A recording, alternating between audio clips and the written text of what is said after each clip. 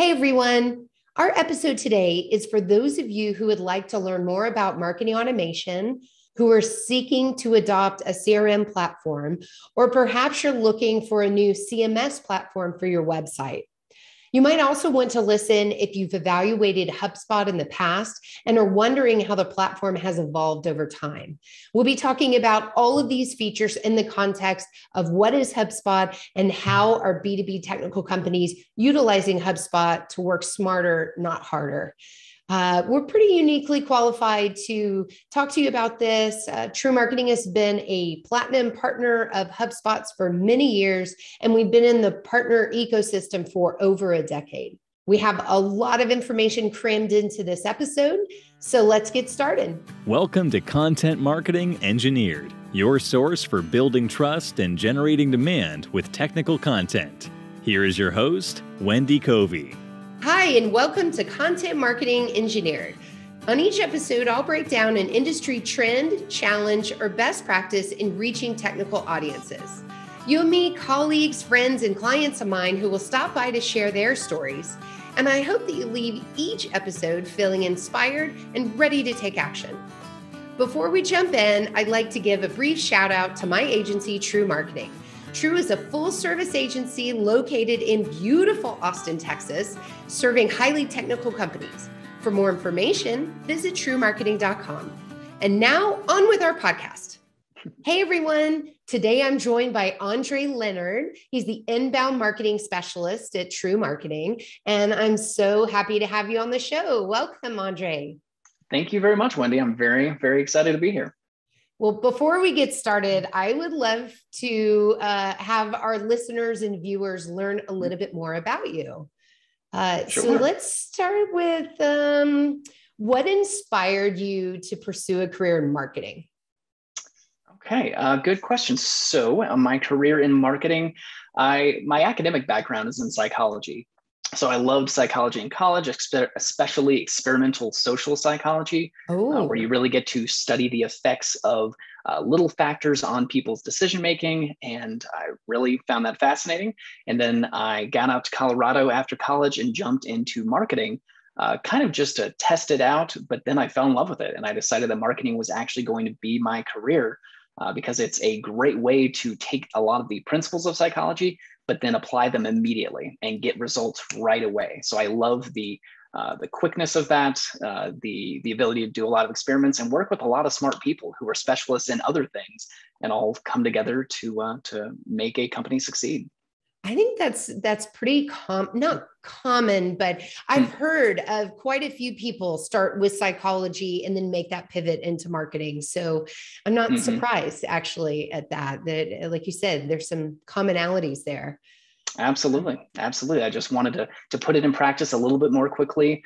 Academia is great for some people, and I really appreciate the work they do, but it's a little slow for my taste sometimes, I would say. Well, welcome to the fast-paced world of agency life, right? Hey, I'm here for it. I'm excited. Yeah. Well, describe a day in the life at TREW Marketing for you. I know no 2 days are the same. I was just about to say that.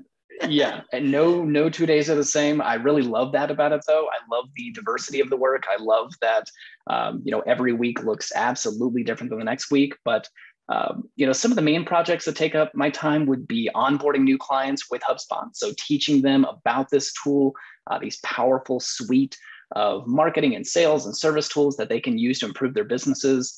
That's really, really exciting and a cool use of my time. And then I would say also helping clients with Google ads and LinkedIn ads. I now manage a lot of those for clients. And then we do have some clients who have really interesting integrations when it comes to HubSpot. So they're already using some other enterprise software and they want to integrate that with HubSpot. So I like to help with that. And then also building websites for clients. So planning out the websites and then actually implementing that for our clients using the HubSpot platform is another big aspect of my job. Well, it's no coincidence that I invited you on today to talk about HubSpot. So obviously you're uniquely qualified to do so. And I mentioned in the introduction, TREW Marketing has been a partner for over a decade. And quick backstory on that. We were first approached by HubSpot when they were just starting out, and they were looking for agencies to just try out the platform for their own own businesses. And at the time, our CRM, like many small businesses, was in an Excel document. that was our great CRM. We're using, MailChimp and just kind of kludging things together. We had a, Hootsuite and Google Analytics and all these disparate tools. And we were amazed at how quickly we saw the benefit of utilizing the platform. So we've, TREW Marketing has been at it a long time, and then, became a partner, now a platinum partner for many years. So, so we're so excited to have you work on HubSpot. And so today I really want to just focus with sort of the basics of what is HubSpot and what benefit our clients and other companies are finding with the platform. So that's going to be our focus. And so here's your first question. Total softball. You got this. What the heck is HubSpot? What the heck is HubSpot? HubSpot is a comprehensive software platform that is built around a central CRM. So much better than an Excel document. And then lots of hubs. The hubs are kind of around the CRM, and they're really focused on amplifying marketing, sales, and service activities within a company. Okay, that's a nice, succinct answer right there. Very succinct. I tried. Well, when TREW Marketing first adopted HubSpot, there was a CRM. It was kind of limited in functionality, and I know that's changed, but also there were only marketing tools. So tell me a little bit about how the platform has evolved as you understand it, and then I'll add my 2 cents of what I saw. Sure. Yeah, so you're absolutely right. HubSpot did start just with the Marketing Hub. So it was a collection of tools to help marketers attract people to their website and engage with their content, and then ideally start to nurture them and kind of build that trust with those prospects so that they would eventually be ready for that sales conversation. HubSpot is really known for coining the term inbound marketing. So it's a term that a lot of marketers use nowadays to describe this process of kind of being very transparent and building trust, and just not using shady, aggressive tactics to get people to engage with your business. So HubSpot really coined that term, and they built a lot of tools that help with that inbound process. And that was their Marketing Hub. But you're right that they didn't start with the CRM. The CRM came a little later, and then they added on a lot of other hubs. So they added on the Sales Hub to help those sales teams, the CMS, which is the website builder, and the Service Hub to help the support teams.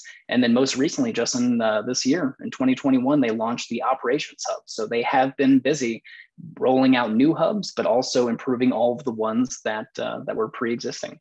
In addition to coining the phrase inbound marketing, I know a few years ago, as HubSpot was explaining the expansion into sales and service, they started to talk about a term called the flywheel. Could you explain what the flywheel is and how it applies to this platform? Absolutely. So the flywheel is kind of a new approach to the traditional sales funnel. So we're all familiar with the traditional funnel model, where you have a lot of maybe leads coming into the system, and you're trying to process those leads, get them marketing qualified and sales qualified, and turn them into opportunities and then customers. And HubSpot pointed out that that model can be useful, but it's also kind of outdated, and that the way that they think about marketing, sales, and service really is more of a flywheel. So it's a circular model. It starts with the attract phase. So in the attract phase, you're getting people to your website, you're getting them to engage with your content, you're just getting them into your ecosystem and starting to build that trust. But then the engage phase is where you're really building that trust. You get them to fill out a form on your website, to see a webinar or download a white paper. You're getting them to actually engage with your business, maybe subscribe to your newsletter, and they're learning more about you.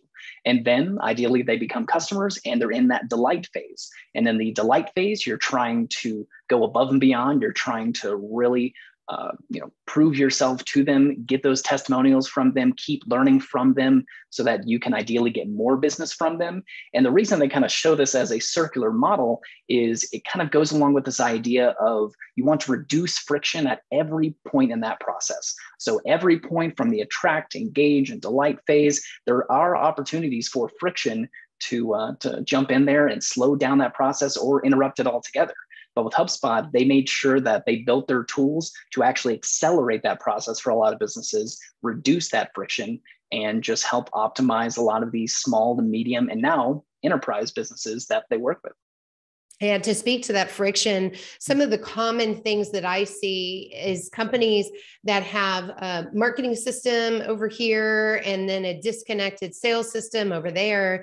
And so when sales picks up a lead that, say, marketing is saying qualified, somehow is passed over to them, they don't have any insight into what activities that person has done, how they've interacted with the company. And so the salesperson is starting over as if the company knows nothing about that person. So you're introducing friction operationally, but as well as not being as effective and intelligent as you could be with that first interaction with a customer. That's a great point. Yeah. And I think the same thing goes when you look at sales and service. Imagine someone just called and they're upset because something's not working on the service side. And then the salesperson doesn't realize that and then calls them to try to sell something else. And boy, can they step into it. That's not a good. No, having that history is so important. Yeah. Having really that record of how this certain person or company has engaged with you so far is so crucial for that handoff process every step along the way. Yeah. Right. Well, let's take a closer look at each of the hubs, and perhaps you could share the features that TREW Marketing likes the most, because we use it for our business, but that our clients are attracted to as well. I think that would be helpful. Sure, absolutely. Yeah, feel free to interrupt me, because I'm very excited about a lot of these hubs, and I'll just keep going. But to start off, I would focus on the CRM, the customer relationship management software. As I mentioned, that's kind of the pillar of all of the other hubs. It is where you store your contacts and the companies that you work with. And it is really easy for anyone in your company, from a marketer to a sales rep to a service person, to jump into that CRM record and immediately learn everything they need to about someone. So for example, you can jump into a record and you can see how that person has engaged with your marketing activities. So you can see exactly what pages of your website they've gone to. You can see if they've opened your marketing emails. On the sales side, you can see if there is a deal associated with that person and where that deal is along the pipeline. And on the service side, you could see if there's an open ticket with them. Basically, in the CRM, which is very easy to understand, you can jump into a record and immediately get the context that you need to serve that person well. What I think is one feature that I think is cool about the CRM is there are some things that are pre-populated based on publicly known information. And so wearing my sales hat, I can go into someone's contact record. And even though I have perhaps never heard of their company, I can see a description of it, what category that company falls under, and how large it is. And just knowing those things helps me very easily filter out, who I want to consider working with or consider calling and who I don't. Right. And those are some great features. HubSpot is all about reducing the amount of manual work that you need to do to get the context that you need. Filling in that data for you, but also paying attention to all the ways that they're engaging with your marketing activities and your sales activities and your website are absolutely huge. And then it really just comes down to that ease of use. The CRM system is very well designed. Something that we tend to see with other CRM systems is that they got really big, really fast, and they feel kind of old. They feel kind of clunky. They don't feel like a modern app that we're all used to using, and that feels very intuitive. HubSpot has that intuitive feel. And once you understand how to work with one CRM object, you really know how to work with the rest. So once you understand the 3-column layout of a contact record, you immediately know how to work with a company and a deal. And I would just say that intuitiveness is really, really important when it comes down to a CRM. Yeah, that's huge. Okay, well, what comes next? Absolutely. So next we have the Marketing Hub. So as we mentioned earlier, Marketing Hub was the first specialty of HubSpot. They built out the Marketing Hub back in the mid 2000s is when they were starting to lay the groundwork for it and build that inbound model. And there's several important pieces to the Marketing Hub that we can dive into. But one high level thing that I would want to say first is that they try to make a lot of things automated. So if you hear about marketing automation much, That definitely applies to HubSpot. They try to make sure that a lot of their tools, you can program them, you can fine tune them the way that however you want, and then you set it off. And at that point, it's kind of like a robot marketer, a robot marketing employee just working for your business 24/7, which is very, very handy. Yeah. And I think when people think of marketing automation, they may think about external email workflows. Like I'm sending, someone downloaded something on my website and I'm going to send them a series of emails, in day 1 and day 3 and day 5 and day whatever. Right. But workflows also apply to internal processes in HubSpot, right? Perhaps give me an example of one of the internal things that TREW Marketing uses, perhaps. Sure. Workflows.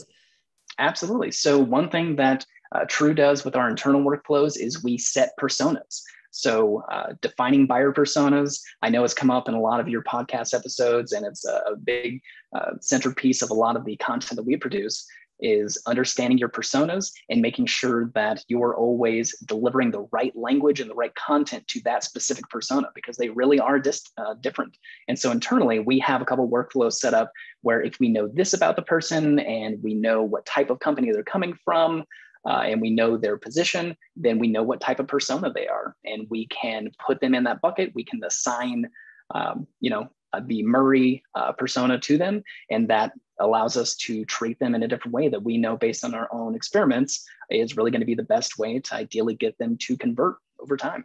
I love that we can even put little pictures of the persona next to it in the CRM record. Good for glancing. I know another one too, to quickly mention, with many of our clients, they don't have someone dedicated to making sure their CRM is clean and up to date. And it's just, depending on your company size, it's tough to get to that. And so to use workflows to stop communicating with people who haven't interacted with you for many years and just do, manager unsubscribes or subscribes for that matter. So anyway, good workflow stuff there. Absolutely. What are some other popular marketing features? Yeah, so you touched on email. I think we already talked about automated emails a good bit there using that workflow feature. But just do want to mention that you can send normal newsletter blasts as well.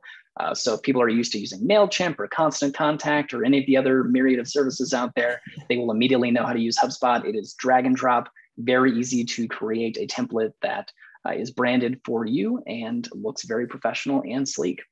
Another tool is the social media tool. So if people are familiar with Buffer or Hootsuite are the main ones out there, HubSpot social tool is just like that. It allows you to create posts far in advance for your LinkedIn account, for your Instagram if you have one, Facebook, and Twitter, and allows you to schedule those posts far in advance so that you always are on the right cadence and you don't have to be logging in every day.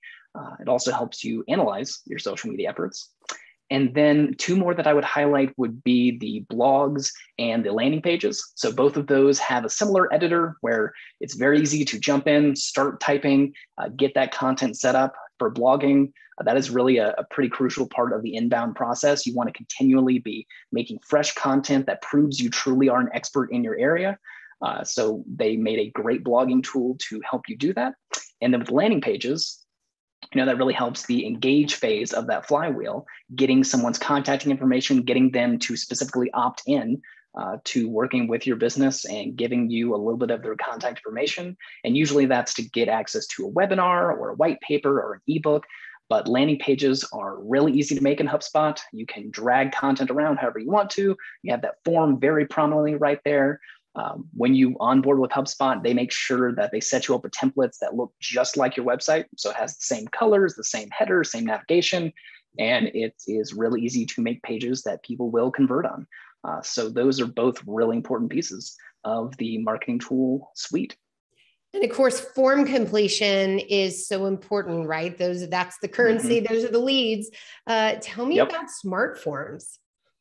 Oh yeah, smart forms are really handy. So if you have landing pages or if your entire website is built on HubSpot, as we'll talk about in a little bit, you have the ability to use smart forms and smart content. So if someone comes to your landing page and you know that there are, let's say, a certain persona, you can do smart content based on anything, based on what country they're coming from, based on what persona they are. You can do almost anything. but let's say that someone comes to our landing page and we know they are a Murray persona, and we know, let's say that the Murrays really care about marketing and sales alignment. That's one of the priorities that's always in the back of their mind. We can make sure that when they come to this landing page, they see slightly different language than everyone else. They see language that really speaks to a lot of their concerns, a lot of their goals for looking for, in our case, a good agency partner.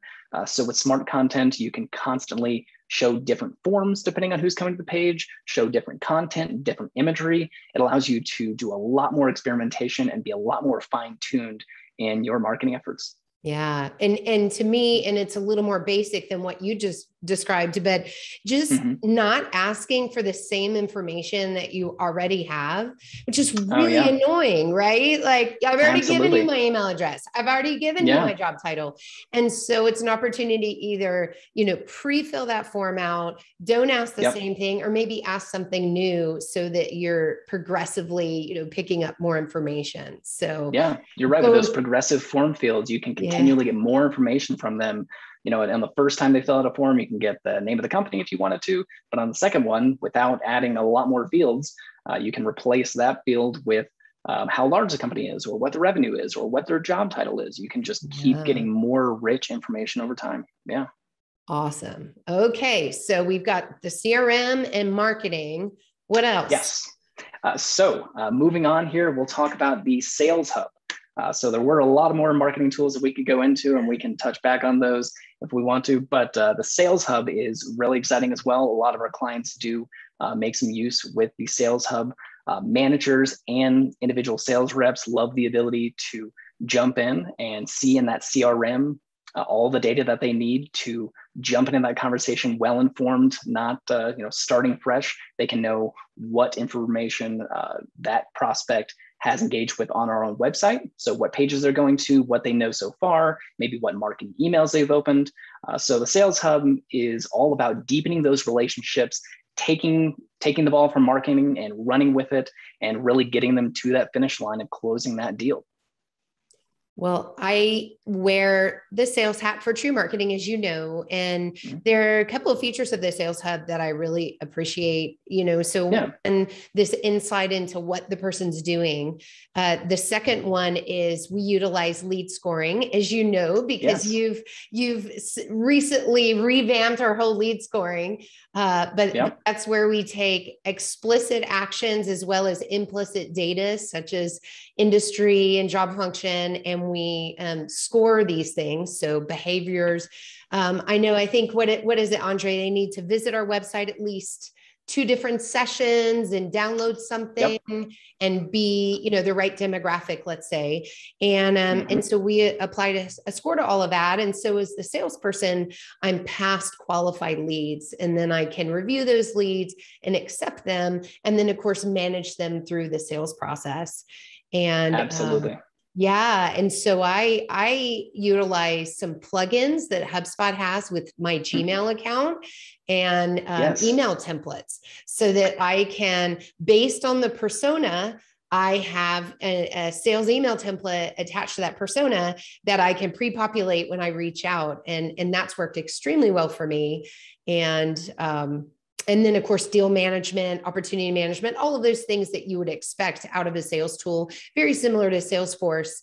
But some of these, I guess, intelligent ways to personalize, on a one-to-one basis without it being a big load of work is really cool. So yeah, HubSpot is all about personalization and making sure that you have the ability to quickly engage with a person, while making sure that it's a individual conversation, and that you're not just sending blanket emails and general information that's not applicable to them, but they make it really easy to do that very quickly. So yeah, you touched on a lot of great tools there on the sales side, from the lead scoring, making sure that if you get to the point, thankfully TREW's at this point, a lot of our clients are as well, where they have enough people filling out forms, enough people becoming leads through their website, that it really doesn't make sense for them to engage with every single one of them. They need some ability to know who they should really focus on, and lead scoring is great for that. And then that email integration. So HubSpot has the ability to integrate with Gmail, Outlook, any email tool that you're using. So you can always ensure that the emails you're sending a prospect and the emails that they are sending back are always recorded in the CRM. So make sure that the marketers and sales and service folks can always see that email history.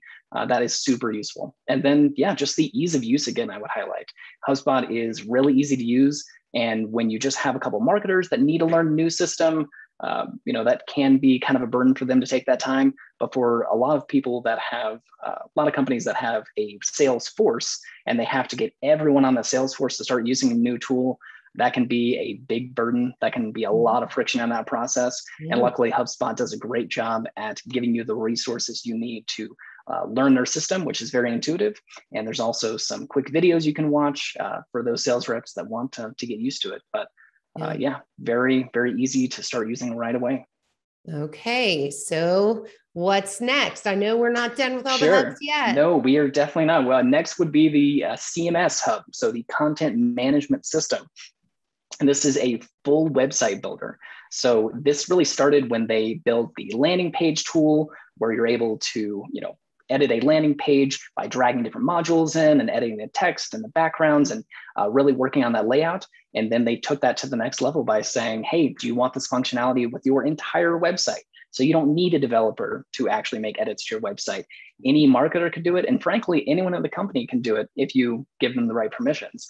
It really is extremely easy to jump in, make some quick changes. If you want to get really advanced, you can use that smart content I was talking about to make sure that your website appears differently for different groups of people. But the CMS is a great tool. We use it here at TREW. I love the ability to quickly add pages. We have another fall course coming up for our writing course. We were able to, really quickly make several pages related to that, add in kind of a payment option, and throw that up in just a few days because it is really easy to get the modules you need to lay out a page so that it works on mobile and desktop and looks beautiful. Plus, I should point out that it has all of the background security and security upgrades that you need to have a functioning website nowadays, but you don't have to worry about the plugins. So I know that when I was using WordPress at a previous company, it was really frustrating to constantly be updating your plugins and have different plugins to monitor your SEO and different plugins to monitor different security aspects. HubSpot handles all of that for you, and you don't realize how nice that is until you don't have to deal with it. Yeah. Or until, say, Chrome has an update and everything breaks on your site. And it's a big drawback to WordPress. I mean, the plugins, I'm glad you brought that up. The other thing that I really like about HubSpot's web tool is the Inline Editor. I like the ability to make changes and see it reflected on what looks like the live page. And to me, it's so much more intuitive than going to another frame to build something out and then flipping over to the public view and going back and forth. So anyway, some really nice features there. Absolutely. And another thing that we've really enjoyed with that inline editor is, yes, it's great to be able to see it lay out in real time while you're editing. But of course, you can preview it on different devices, mobile, tablet, desktop. And it's really handy as you're building out an entire website. You have the ability to create all the pages in draft mode and then work around that website like it is live, but you're just kind of in the back end, just really experiencing that beautiful new website before anyone else gets to it, before it goes live. Yeah. So this might be a good place to pause and talk about HubSpot's ecosystem. So I know that HubSpot has partnerships with, I forget how many companies at this point, I know over 500 easily, that have open APIs, that they talk to each other. They're easy to integrate. They've made the path easy. And when it comes to websites, e-commerce is one feature that HubSpot has chosen to look to the ecosystem, to serve up to their website. So just, I guess, as a side note to mention that. So there are some integrations. Absolutely. Yeah. HubSpot is now engaging more with e-commerce. It's even engaging with more consumer facing companies now. So HubSpot really, we would say in the early years, was best for B2B companies. And that's, of course, mainly who we work with as well here at TREW. And HubSpot is specialty built for B2B companies. It even has ABM tools, account-based marketing efforts to help companies that are going after really high target accounts. But now they're expanding to working with more consumer-facing companies, adding in integrations with Shopify for e-commerce, like you mentioned. And yeah, they now are big players in a lot of different areas. Yeah, we even at TREW, we use a proposal software tool, and even integrates with HubSpot so that when I create a proposal, I can create a deal back in HubSpot. So it just saved me, what's one less step that I need to make. And it was a super easy integration, and you can always bring in, the company information and the contact and all of those things. So yep. Easy to set up, saves so much time with every deal, probably 30 minutes with every single opportunity. That's 30 minutes back in my day. So that's a big deal. Yeah. I believe it. And since we are talking about integrations, I'm going to skip ahead a little bit and talk about the Operations Hub, because that's what launched in 2021. And it really is all about integrations. So, HubSpot does have little integrations with, Proposify and PandaDoc, and lots of little applications that people are already using. But HubSpot also acknowledges that some people are using MailChimp Enterprise version in a really robust way, or they're still using Salesforce.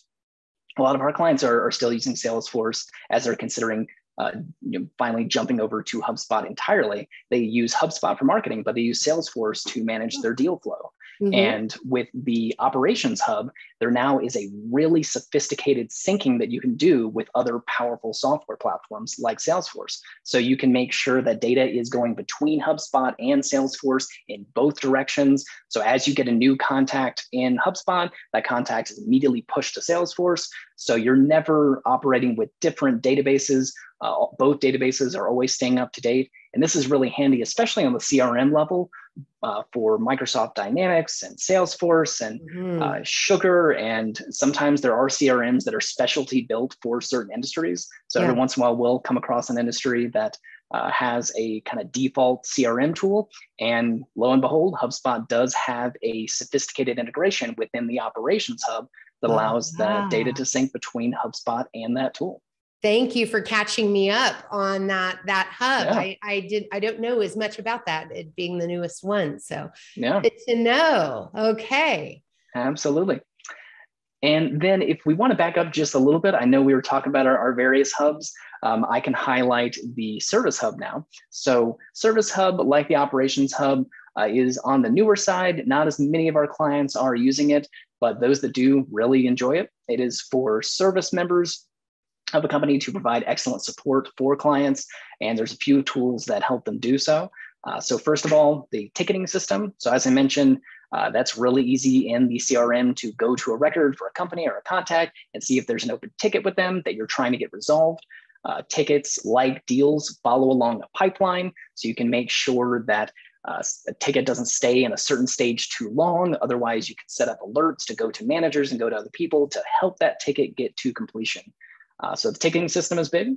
And then chatbots are another one. So I know you've seen this, I've seen this, I'm sure a lot of listeners have as well, where you're going to websites nowadays, and it seems like at least half of them have a little chatbot that pops up in the bottom right. And with HubSpot, you can add one of those to your website as well. And you can either have it allow someone to schedule a meeting with a sales rep, or you can guide them to certain articles or pages of your website that may help them. It's very customizable, very interesting what you can do with the automation for chatbots.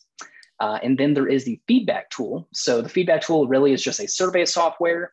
If you're already using something like a SurveyMonkey or a Survey you can integrate with those, of course. But if you want to use the Service Hub, it does have built-in survey capabilities, and you can send surveys to your current clients or to prospects to learn a little bit more about them. Maybe if you want to update your personas, this is a great way to get a little bit more information about your customer base. And then the last tool I would highlight on the Service Hub is the knowledge base. So this is kind of like a support blog. So this is you helping your customers help themselves. So let's say you have a software product that you sell, and you tend to get the same 10 questions over and over. People keep reaching out to your service team and asking the same 10 questions. You could create 10 blogs inside the knowledge base. And whenever people reach out with questions, you can direct them to that blog with quick answers, and you can embed videos in there, and pictures and infographics, whatever you need to quickly communicate the information to help your customers move on and get the answers they need. All right. So out of those are some pretty diverse features there. Out of those, which are the most, maybe pick one, what's the most popular right now with our clients, let's say? Yeah, I would say there's definitely been a lot of interest in the feedback tool, in surveying. We do have some customers that they don't want to start using the Service Hub. They've been considering it for a while, but they're kind of waiting for some feature to push them over the edge. But then, we've produced a couple of blogs about the importance of surveying your customers, and maybe they've been hearing about that from some of their colleagues as well. And so now we're getting a lot of questions about the feedback tool and the ability to survey their customers. And they're asking questions like, how many questions should we put on the survey? And, what is an NPS survey? And should I really send out an NPS every quarter or every year to monitor what my customers are thinking about me? So people are really interested in that feedback tool and learning how they can use that to improve their sales processes, their marketing processes, their service, but also their branding. Sometimes they get some really interesting answers back when they send out a branding questionnaire and they realize, oh, people do not think about our brand the way that we think about our brand. Right? Yeah. Yeah. We get a lot of questions, or I get a lot of questions about chat. And so just to sidebar on that real fast, every year we do our State of Marketing to Engineers research report. And for the past couple of years, we've asked how engineers first want to interact with a salesperson when they're ready. And chat only accounts for 5% of that preferred interaction. And so I think what we're seeing is, it's widely adopted now on the B2C side. And I think the more that we as consumers interact with chat, the more we're going to be comfortable taking it into our B2B world. So I do expect it to increase. And we have seen some clients who've wanted to be, let's say, ahead of the competition, a little bit more, adventuresome, cutting edge, and they've adopted chat with good success. But it hasn't been overwhelming. It hasn't been like, wow, everybody's moved to this. We're saving so much time. So it is not yet at that earth-shattering place that it perhaps will be in the future. So just wanted to mention that for our folks listening that are thinking about chat. I could definitely see that accelerating in the future, especially as people use the full capabilities of chat. We all have had a bad experience going to a website, starting a chat, and then it just ends. It just ends in a place that we did not expect to get to. And it certainly did not answer a question. But I think as chat improves, hopefully we might see some more adoption. And then it has that little survey at the end. Did I answer your question? No, absolutely not. Okay. So you've mentioned earlier that some companies, they love Salesforce, their Salesforce, everybody's comfortable using it. So they'll use HubSpot for maybe say marketing and Salesforce for sales. So that leads me to a question of, it sounds like you can sort of pick and choose whatever hubs you want to use. What are some advantages or disadvantages to being selective like that versus adopting the whole darn thing? That's a great question. So yes, we do tend to see people kind of dip their toe in HubSpot. They come in, they typically try out the Marketing Hub. They're coming to TREW for marketing advice, and we explain the inbound process to them. And really the best tool to start implementing that right away is HubSpot, the Marketing Hub of HubSpot. So a lot of people start with that, and then they consider trying out the sales tools. They consider trying the service tools. But instead of just transitioning the marketing team to using a new tool, obviously there's a lot more that goes into getting your entire sales team or your entire service team to transition. So yes, we do see people just use single hubs, but I will say that Every time that we have, gently guided a client in the direction of trying another hub or actually implementing that hub, they have really appreciated the process. There's definitely synergy that happens when you're using more than one hub at a time. So first of all, HubSpot is built from the ground up, all with in-house developers. So it's really easy once you understand how to work with one hub to jump to another one, I would say. That's kind of a downside of Salesforce and some of the other major platforms out there, that they had one specialty and then they kind of just started acquiring other tools and kind of combining them together, sometimes smashing them together in ways that don't quite work. HubSpot is different. They were kind of slow and methodical, and they built everything themselves so that once you have tried out the Marketing Hub, you know how it works, then you can very easily jump to the Sales Hub, and you know how basic automation works. You know how to set up a workflow to notify a manager if it's been 3 days since you sent a proposal and nothing has happened. So just that ease of translation from one hub to another is a big thing. Plus, I would say you get better reporting. So with every tool that I've mentioned so far, there is built-in reporting to let you know how people are engaging with that tool, things that you could do to potentially improve. But once you start using different hubs, you can do really sophisticated custom reports. So you can learn a lot better how your marketing efforts are impacting sales, and maybe how your landing pages are really guiding to the maybe wrong type of people filling out your forms. And maybe you're finding that people who fill out this landing page, they get down to the wire, but they never actually sign a deal. So maybe there's something connected here. So as you start using different hubs and a lot of different tools, you can do really sophisticated reporting across those different hubs and different tools. Yeah, leads to dollars. That's huge, being able to look at the conversions in each stage, but also see, what were these early activities that attributed towards this sale? And absolutely. Really difficult to find that unless you have an integrated platform. Yeah, and actually mentioning that, I should highlight one other tool that we didn't touch on earlier with Marketing Hub is the campaigns tool. The campaigns is all about trying to prove that real ROI of your marketing efforts.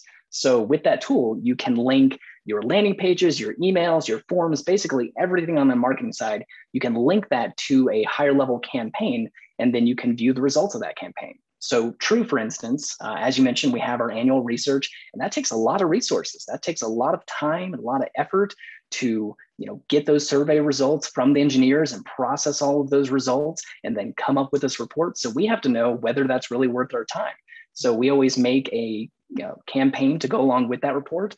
And then after a couple months of promoting the report and getting people to fill out the landing page to access it or watch the webinar related to it, we get some really rich data about how many new contacts came into our system because of this report, and then how many contacts who were already in our system or were new actually engaged with some aspect of that report and then closed on a deal, and how much that deal was worth. So we can really see a dollar amount kind of proving to some degree how much our marketing efforts really are impacting actual sales down the line. And that is huge. Outstanding. I mean, with technical leadership, for those listening that are at technical companies and reporting to an engineer who's the VP of sales and marketing or the president, having that data to support your marketing efforts is just crucial. So, great. Glad to hear that we have that tool, and love that you brought up campaigns. So as we wrap up here, because we could talk all day about this, I know.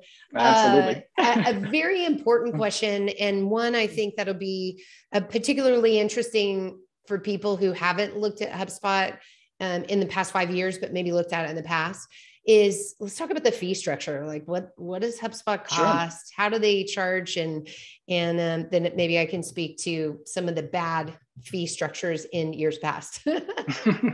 Sure. So HubSpot is built around the CRM, like I mentioned, and that CRM is completely free.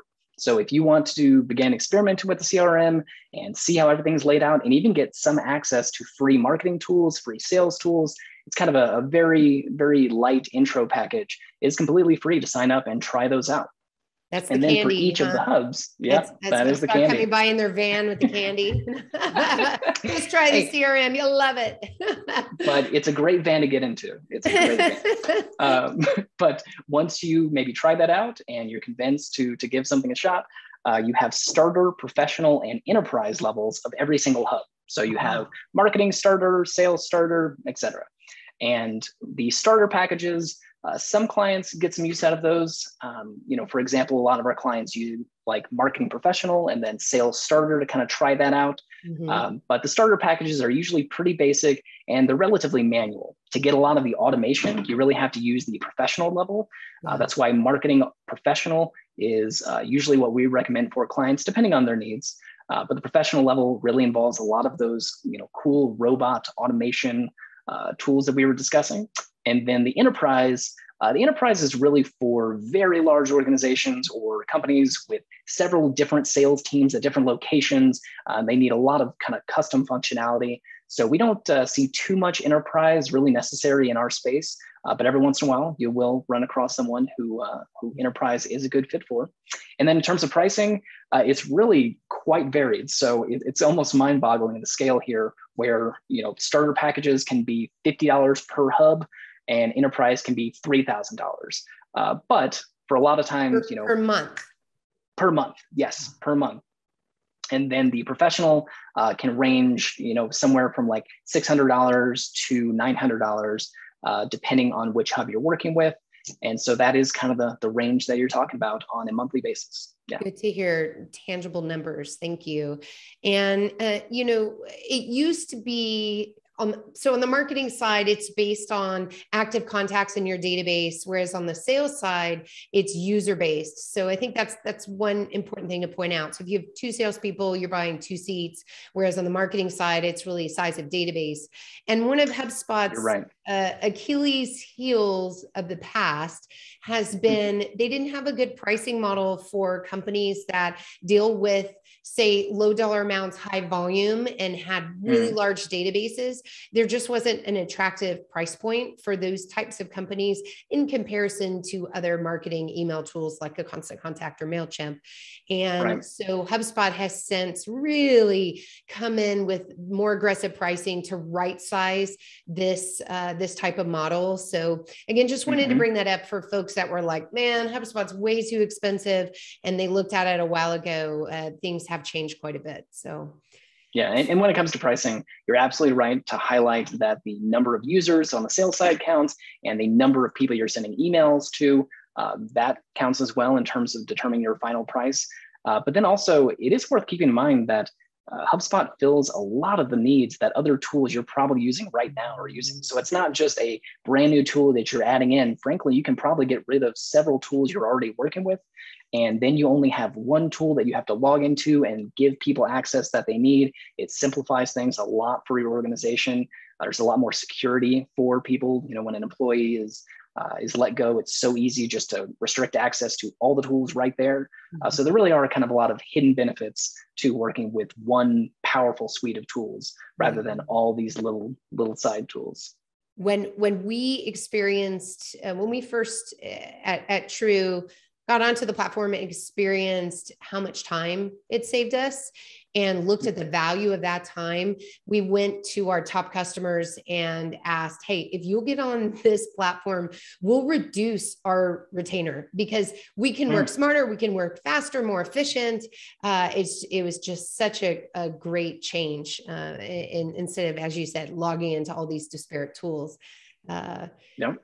So, and today, TREW has decided to standardize on HubSpot. So that's how we work when we work with our clients. And we've done so because we feel it is the ideal tool for our small to medium-sized B2B technical companies. So it's very rare that we interact with a company that doesn't seem like a good fit, but in the cases where it is, we're very transparent too. But anyway, it's helped us to have deep expertise and have people like you, Andre, that know one tool and know it really well, rather than being tool agnostic and trying to, fake expertise in 5 or 7 different platforms. It's just, you can't know them all. You can't be wonderful at all of them. And so we picked the platform that we felt was the strongest to serve our clients. So that makes a lot of sense. And I will say that the partner program has been really great. They do a great job at letting us know about new tools that are coming down the line, new pricing structures, new developments, so that we're always in the know and we can always help our clients kind of navigate to the tool and the model and the package that's always going to be best for them. And they do a really good job at that. They do. Absolutely. A big investment in partners for sure. Mm-hmm. Well, this has been quite a long episode, but we covered a lot of ground. Thank you for hanging in there, Andre. Absolutely. Where can our listeners go to learn more about HubSpot? I mean, obviously they can go to the HubSpot website, but are there more specific resources that you would point people to? Sure. Yeah, the HubSpot website is a great resource to go to, but it sometimes can be a little overwhelming just because, as we've clearly laid out, they do a lot of different things. You could go to their YouTube channel to see a couple kind of high-level videos, seeing how they describe themselves. But then I would really recommend going to TREW's website, TREWmarketing.com, and clicking on that services and then HubSpot services. Because we have a great page laid out there describing how we work with our clients when it comes to the various hubs. And there's a link there to a new webinar demo that I did. So if someone heard this and it sounded interesting, but they'd really like to see what the tool actually looks like and see some of the CRM and marketing tools and see if they think it might work for their business, watching that webinar really is the next best step. So you can go to our website, go to the HubSpot page, scroll down a little bit, you'll see the button to check out that webinar, and I would highly recommend it. All right. So if you haven't gotten enough of Andre, there you go. Now you know where to go. Gosh, thank you so much for your time. I appreciate it. Thank you. Thanks for joining me today on Content Marketing Engineered.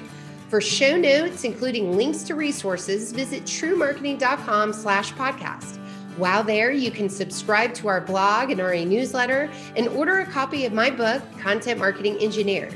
Also, I would love your reviews on this podcast. So please, when you get a chance, subscribe and leave me your review on your favorite podcast subscription platform. Thanks and have a great day.